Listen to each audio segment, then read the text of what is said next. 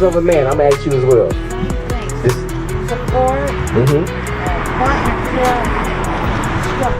Support, support, a partnership, and structure, right? Did y'all know that the Bible actually identifies what the importance of a man is?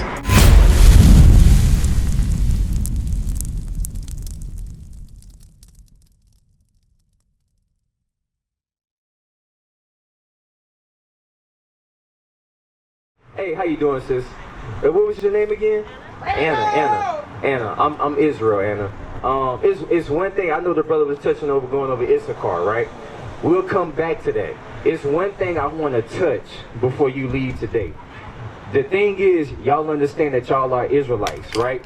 And you got to come back to God's commandments. But more importantly, a lot of times we come out here because our people are sick and they dealing with a lot of different things. Depression being one of the biggest things that is among our people that we don't deal with, right? Because what can the white man and the white woman do? They go sit on the couch, lay back, tell them all their problems. But us, we're forced to suppress it. We're forced to internalize it. And then a lot of times we'll take that pain and anger out on our children, on other family members, or people that just love us in general. You see what I'm saying? Give me Sirach chapter 30, verse 21. Because I know you said you had 7 kids, right? Single parent. Did the father pass away or what? Just in... Been off the part? The brother was bringing out something intricate earlier. He said the woman was never meant to be alone, especially with children. When a woman is alone with children, that brings on different stressors that your body and your mind was never meant to take. That brings on physical pain as well that your body was never meant to take. Read this right here. The book of Sirach, the book, chapter 30 and verse 21. Give not over thy mind to heaviness. Read it again from the top. Give not over thy mind to heaviness. My sister, I saw the pain on you the moment the brother started talking to you. You immediately start to tear up because why? We deal with so much pain and anger and anguish towards each other, especially dealing with 7 kids on your own. I know that's rough. If nobody out here understands the struggle you're going through, it's definitely your people out here. Your brothers out here understand and trust and believe. We got sisters back at the school that can actually help you with that pain. Read that again from the top. The book of Sirach, chapter 30 and verse 21. Listen. Give not over thy mind to heaviness. So the Bible says, God commands you, sis, don't give your mind over to heaviness. Whatever you're dealing with, you can take it in stride and understand that you have a support system when you start keeping these commandments. That's right. And not afflict not thyself in thine own counsel. And do what? Read it again. And afflict not thyself in thine own counsel. You know what that means, my sister? That means don't be so caught up in your own mind that you destroy yourself. You bring yourself down even further. Because you can say, damn, I got these kids. I don't know how I'm going to feed them. Tariffs is hitting. The economy's getting bad. What am I going to do next? How am I going to pay this rent? Guess what, my sister? There's not an affliction that none of us has ever went through that's new to you. None of it is new to yourself. That's why you got to understand, okay, let me get to what these brothers are saying and let me keep God's commandments so I can have that support system to help me through this. Read that again. Give not over thy mind to heaviness. Come on. And afflict not thyself in thine own counsel. Read. The gladness of the heart is the life of man. What's the life? The gladness of the heart is the life of man. My sister, when you got a sound mind, that's the heart is going into your mind. When your mind is in the right place, you can accomplish anything. That's what's going to add years unto you. Because what happens is, give me Romans 15 and 4. A lot of times, especially in the so-called black and Hispanic neighborhood, we have no hope. The hope is gone. Remember, I'm gonna tell you this. The greatest thing that the white man has ever done is took away our imagination. Remember when you was a kid, you can sit and just look up in the sky for hours and just imagine, what if I was a bird? What if I was that plane? Guess what? The older we get, the more of a routine we start to pick up. Oh, I got to get to work. I got to go do this. Everything is determined by time. So you lose that train of imagination. But guess what? When you come back into this Bible, guess what? You can imagine heavenly things. What if I was keeping the commandments? What would my kids be? How much better would they be off? You mentioned a man was looking at your daughter. She's 10 years old. That's craziness. It's safety behind the doors that we're in. You understand what I'm saying, my sister? Read that. The book of Romans, chapter 15 and verse 4. Come on. For whatsoever things were written aforetime were written for our learning. We got to understand, we got to read this Bible through the lens of being an Israelite. Not a Baptist, not a Catholic, not none of those denominations. God told us that we were Israelites and you would be from the tribe of Issachar. Right. That's the lens you got to read this Bible from, my sister. So the things written in here is for us to learn from and to apply to our lives today. Come on. That we, through patience Come on. and comfort of the scriptures, That through patience, I'm going to tell you one thing that the other nations feed off of: our lack of patience, our lack of putting in work. That's why they plaster the lottery numbers on every corner store, to get the black and Hispanic man and woman to say, okay, I got to get rich quick. If I get this amount of money in my pocket, that's going to fix all the problems I have. No. You're only putting a Band-Aid on those problems. You gotta deal with your mindset first. You understand what I'm saying, my sister? Read. Of the scriptures might have hope. That we might have what? Might have hope. That's where we get our hope from the scriptures. Give me Jeremiah 18 and 12. We get our hope from the scriptures. Reading this Bible, understanding, okay, I got 7 kids, right? I'm by myself. But what's next? How do I move forward in this? What is the importance of a man in the household? The Bible answers all those questions. But when we lose hope, we turn into people like this. Come on. The book of Jeremiah, chapter 18 and verse 12. Come on. And they said, there is no hope. What did the people of Israel say? There is no hope. What did Issachar say? There is no hope. What? But we will walk after our own devices. When we have no hope and we don't understand the power in this Bible, we walk after our own ways. That's what we get Sunday worship from. We get celebrating Easter, Mother's Day from. All that stuff is wickedness because we walked after our own ways and we lost hope in the black Messiah, Jesus the Christ. You understand what I'm saying? There's more on that. Read. And we will everyone do the imagination of his own evil heart. There you go. And guess what? You follow after your own mind. You say, you know what? Instead of proving a man, I'm going to just take it face value. How you doing, my sister? How you doing, my sister? What's your name? Sonia? Miss Sonia, nice to meet you. I'm Israel. So right now, we going over quickly the importance of a man in a relationship. Are you married, my sister? Have any children? Kids? Okay. So I'm going to ask you first. What is the importance of a man?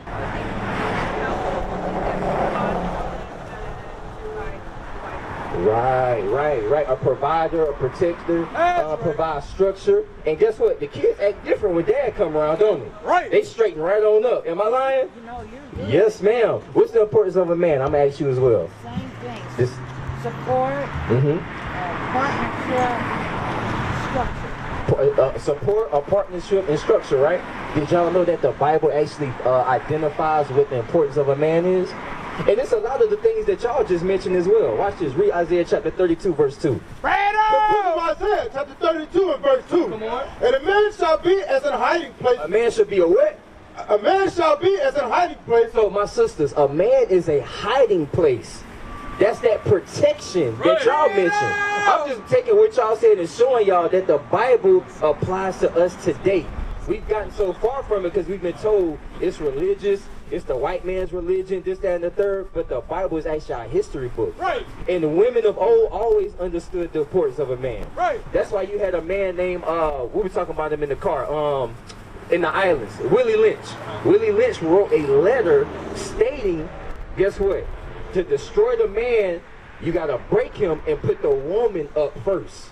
Place her first and let the kids and everything watch the destruction of the man. And guess what? You have what we got today. Emotional men that can't lead a household. Bring it out. Emotional men that will make 7, 8, 9 kids with a woman and leave her by herself. That's what we got today. Read. And a man shall be as a hiding place from the wind. From the what? From the wind. Come on. And they cover it from the tempest. So my sisters, I'm going to tell y'all right now, as y'all can see in society today, it's not going favorable, right? Y'all see everything that's going on. My sisters, destruction is coming. Right. Destruction of this place is coming. Y'all ever heard Christ coming back? Guess what? He's coming back with destruction. He's not going to come back and Sizzler still be intact.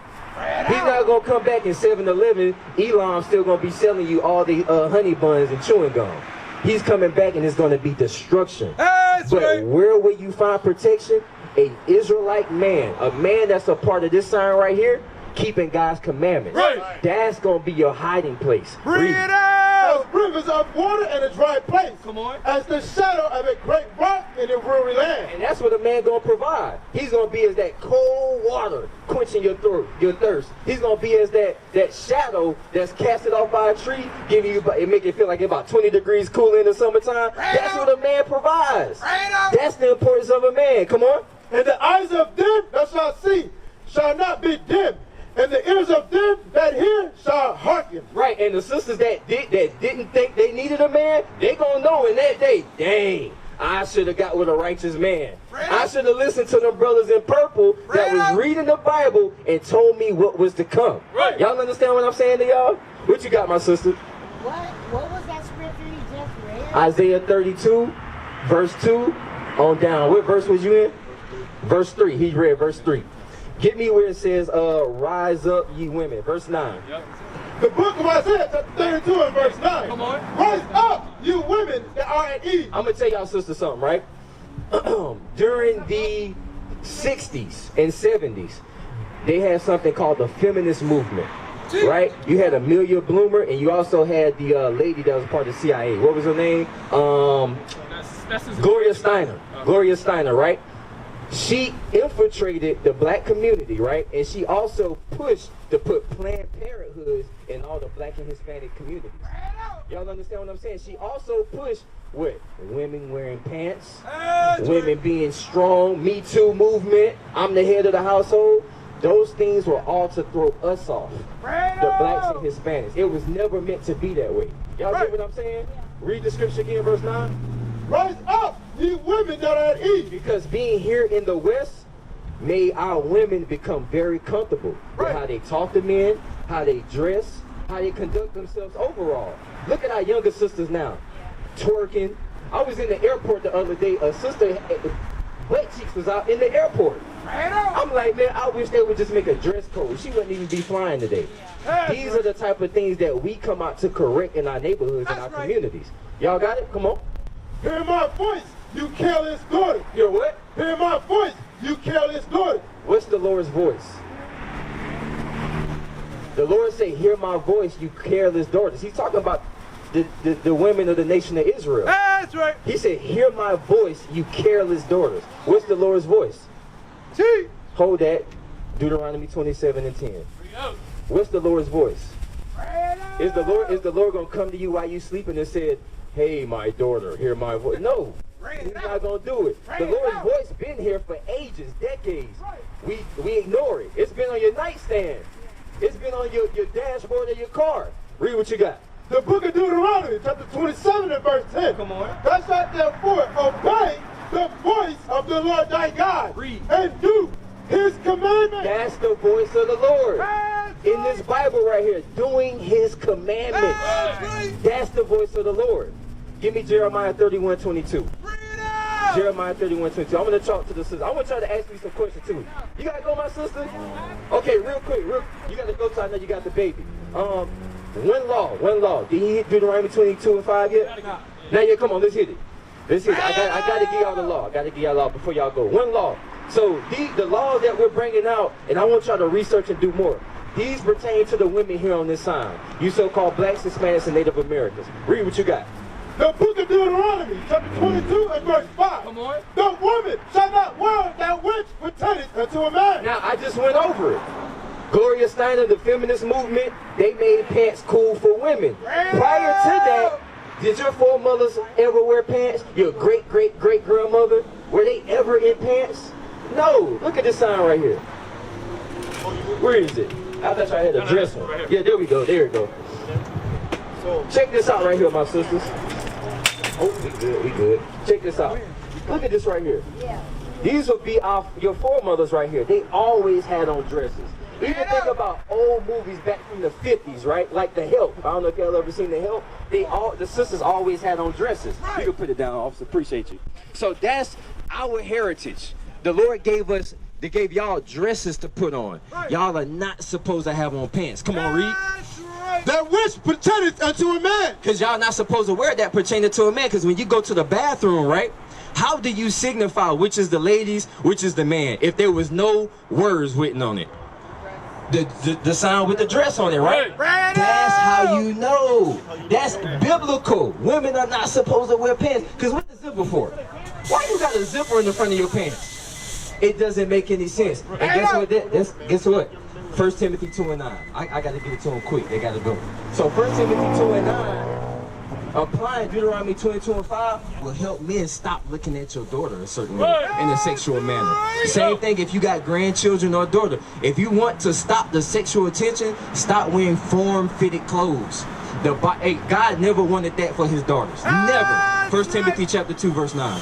The book of 1 Timothy chapter 2 and verse 9. And like manner also. And like manner also, that women adorn themselves in modest apparel. My sister, anybody can answer. What is modest? What does it mean to be modest? I got the definition for you. The definition of modest: dressing or behaving so as to avoid impropriety or indecency, especially to avoid attracting sexual attention. There you go. So the Lord is a mastermind. He knew exactly what he was writing. Because guess what? When you dress in a certain way and it causes a man to stumble or to look at you, do you know that's your fault? Even though if you don't know him. You don't know him, you never seen him before, but if you dress in a certain way to where, what's the tights now? Sisters got the tights now to where the tights go between the butt crack now to accentuate the butt cheeks. Come on, man, that's underclothes. Sisters are not supposed to be dressing like that. Read on. And shamefacedness. My sister, listen to it before you go. Read and what? And shamefacedness. Now you supposed to be shamefaced, meaning what? It's supposed to be a certain level of respect when you talk to men. You ever seen, I gotta say it, black women talking to their man, snapping their fingers, shaking their head. The sister's not supposed to be moving that way. There's supposed to be a certain level of feminine energy that comes when you deal with a man. Come on.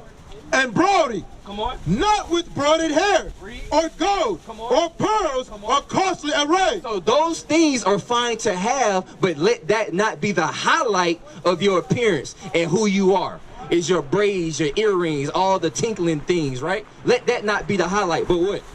But which becometh women professing godliness. So my sister, you gotta profess godliness. Right. And that starts with getting rid of the pants. Even if you got to go to the Salvation Army, the thrift store, start implementing dresses into your wardrobe because it's godly. You understand what I'm saying? And guess what else got to go on the bottom of those dresses?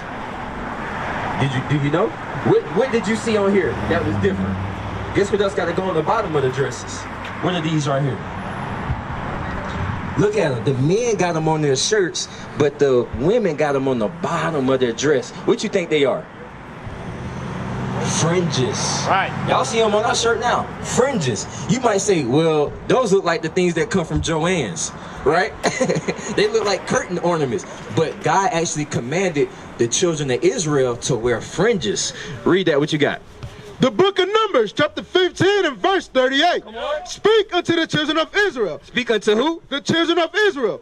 And bid them that they make them fringes in the borders of their garments. So God commanded the Israelites to put fringes on the borders of their garments. Read. Throughout their generation. And it wasn't just during this time when we was in the wilderness. This is supposed to be throughout our generations, because guess what? We still generating, right? So this is supposed to be forever. Come on. That they put upon the fringe of the borders a ribbon of blue. And not only do you wear your fringes, right, but you put on it a ribbon of blue. Now this blue can be light blue, dark blue, and your fringe can be any color you want, but long as that border is actually a blue. That makes sense? That's right. All right, read. And it shall be unto you for a fringe, that you may look upon it. That they may do what? May look upon it. So the fringes is for us to look upon. It's a remembrance of something. Come on, read. and remember all the commandments of the Lord. That's what the fringes are for. So anytime you in that moment, you like, man, it's the Sabbath day. I'm about to run to 7-Eleven and buy something real quick. You supposed to be able to look down your fringes and be like, oh, you know what? It's the Sabbath. I can't buy, sell, cook, work. Those are the things that I'm not supposed to do on this day. The God ordained this day to be a holy day, separate from all the other days. Give me Sirach 33 and verse 7. Did you know about the Sabbath though? You did? What day is it? Sunday? You sure? So, that's what you was taught? So, I'm going to read this real quick and then we're going to go to the scripture. I'm going to show you something, all right? You got to go? I understand, my sister. Hey, look, contact information on the back of the flyer.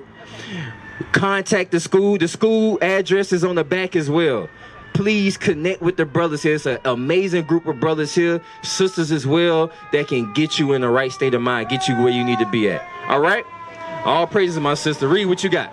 The book of Sirach, chapter 33 and verse 7. Why doeth one day excel another? Read. When all as the light of every day when as all the light of every day in the year is of the sun. I'm going to tell you this, man. Hey, we out here for the so-called blacks, Hispanics, and Native Americans. To teach y'all who y'all are according to the Bible. What is the nation?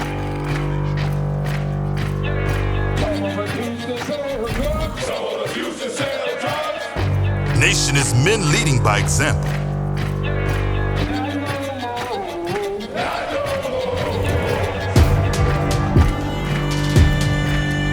Nation is family.